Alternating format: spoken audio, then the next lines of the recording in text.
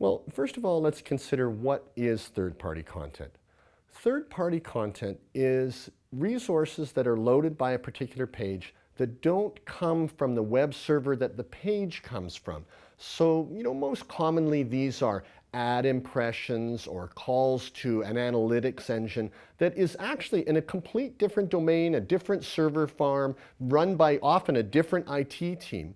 And the problem is that sometimes you might have an infrastructure that spends hundreds of thousands of dollars on very fast web servers and very fast networks, and yet they use maybe an ad impression from somebody that's using a server farm that is much less powerful or located very far from the user and can respond much more slowly.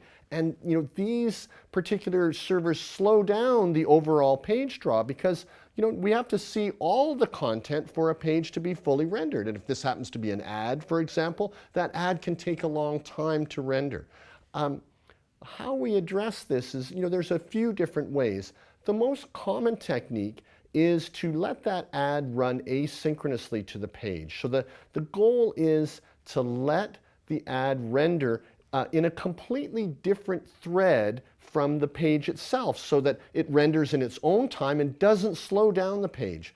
Commonly what we do is wrap the ad in an iframe, for example. And because the iframe renders completely separately from the page, if it takes maybe 1 or 2 seconds to render versus a page that takes only a half a second, then the ad will pop in a little bit later or at the speed of the ad server. So then that means if the ad server beefs up their system and improves and solves their problem in terms of speed, then it independently would be accelerated, and it allows the page to render much more quickly and not be stalled by that third party.